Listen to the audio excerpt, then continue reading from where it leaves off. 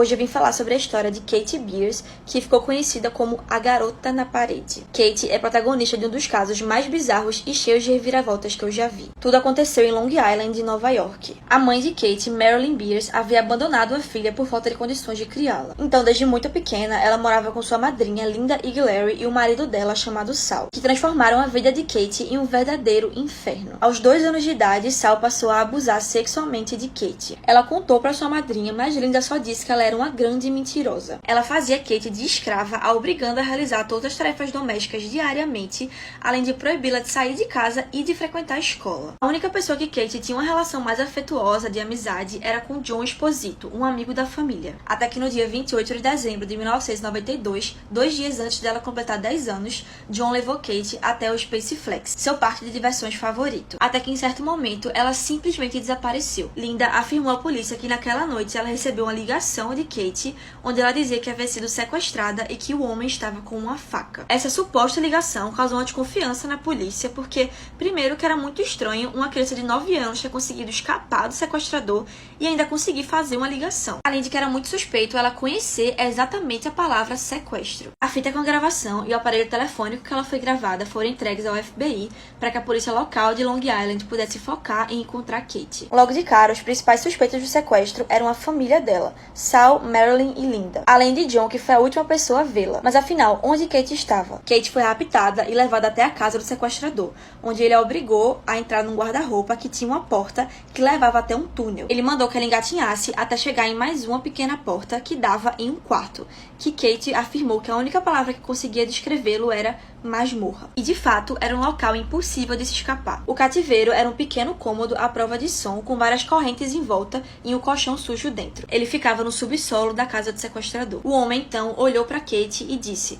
"Essa é sua casa agora." Enquanto ela estava sozinha, Kate percebeu que a porta do quartinho era muito fraca e solta, então começou a chutá-la bem forte e por tempo suficiente para conseguir quebrá-la. Ela conseguiu sair de lá, mas como eu disse antes, era apenas um pequeno cômodo dentro de um grande túnel no subsolo da casa, cuja entrada ficava atrás de um guarda-roupa. Então era realmente impossível de sair, ainda mais para uma criança de 9 anos. Numa prateleira, Kate encontrou algumas chaves que pegou e escondeu embaixo do colchão. O sequestrador voltou pouco tempo depois e encontrou a porta quebrada.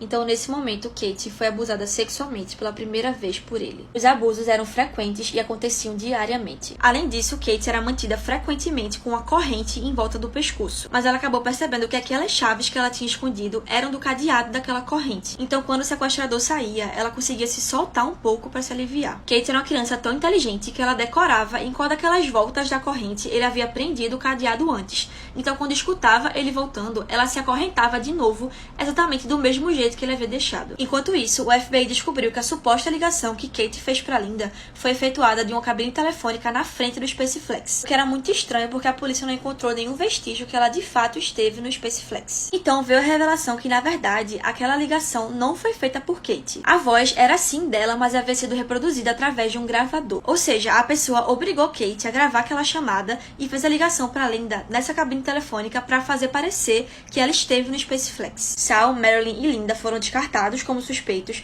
porque eles tinham álibis bem consistentes. Então, dos suspeitos iniciais, sobrou John Esposito. John era conhecido como Big John porque ele afirmava que fazia parte de uma ONG chamada Big Brother and Big Sister, que ajuda crianças e adolescentes. Contudo, a polícia descobriu que, na verdade, ele havia sido barrado de fazer parte da associação. Isso porque descobriram que ele estava envolvido em um sequestro de uma garotinha de 7 anos, que aconteceu 15 anos antes de Kate desaparecer. E, de fato, foi ele que sequestrou Kate. Em vez de levá-la ao Space Flex, John a levou até sua casa e fez tudo isso que eu falei. A polícia não tinha provas concretas para acusá-lo, mas ficava cada vez mais em cima dele. John mandou Kate fingir de morta para tirar uma foto dela e mostrar à polícia. Assim eles iriam parar de procurá-la. Mas ela sabia que isso seria sua sentença de morte, então ela se recusou a obedecer. Ela parou de dormir para que ele não tirasse uma foto dela desprevenida, parecendo que ela está morta, e até de comer, pois tinha medo que ele colocasse algum sedativo ou remédio na comida dela para conseguir a tal foto. Então Kate começou a entrar na mente de John para convencê-lo que aquele sequestro era loucura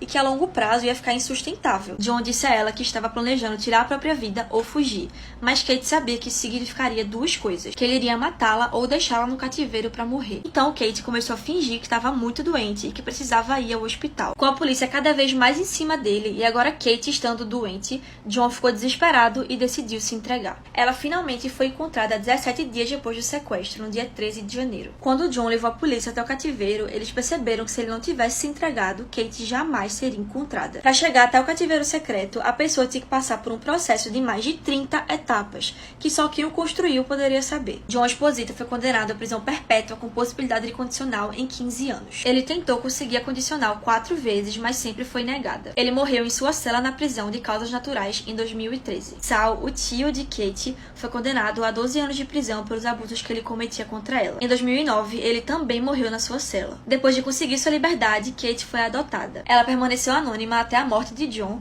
quando decidiu se revelar e contar sua história. Atualmente, ela é casada e tem 2 filhos. E foi isso.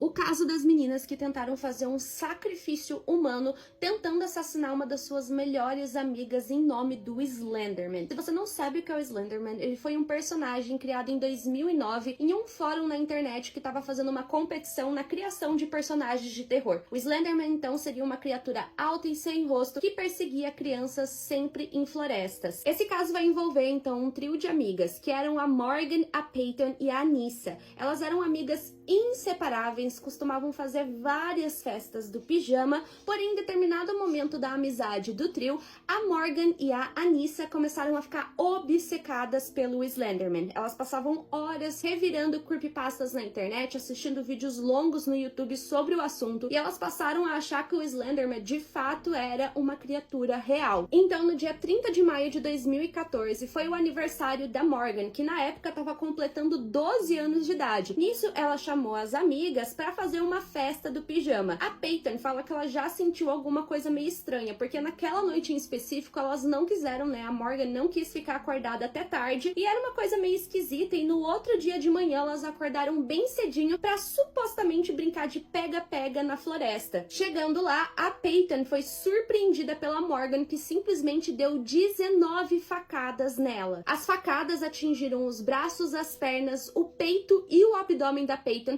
que mesmo nessa condição e sangrando muito, ela conseguiu se arrastar até a beira da estrada, aonde um homem ajudou ela e chamou a polícia. Nisso, a polícia começou a procurar a Anissa e a Morgan, e logo elas foram encontradas em uma interestadual. Elas estavam indo em direção a uma floresta nacional localizada em Wisconsin, que era onde era propagado na época que seria o esconderijo secreto do Slenderman. A Morgan, inclusive, ainda estava com a faca que foi utilizada no crime. Quando elas foram levadas a interrogatório, a Morgan disse que ela já sentia vontade de machucar as pessoas há muito tempo e que tudo aquilo era um plano para que elas pudessem fazer um sacrifício humano em nome do Slenderman, que elas falavam que elas sonhavam com ele e que se ele não recebesse esse sacrifício humano, né, uma alma para ele, elas seriam amaldiçoadas e a família delas iria morrer, e realizando esse sacrifício elas poderiam conhecer, né, esse local aí que seria o esconderijo secreto dele. A Morgan acabou sendo diagnosticada com esquizofrenia precoce e sentenciada a 40 anos em um hospital psiquiátrico, enquanto a Anissa foi diagnosticada com transtorno delirante e condenada a 25 anos de prisão em um hospital psiquiátrico. No caso, a polícia acreditou que a Anissa ela foi muito mais cúmplice do que de fato atuou dentro do assassinato, por isso que a pena foi diferente. Enquanto a Peyton, ela conseguiu sobreviver a esse ataque, e hoje em dia ela fala que se ela não tivesse passado por isso, ela não seria a pessoa que ela é, e que ela tem muito orgulho das cicatrizes que ela tem espalhadas por todo o corpo.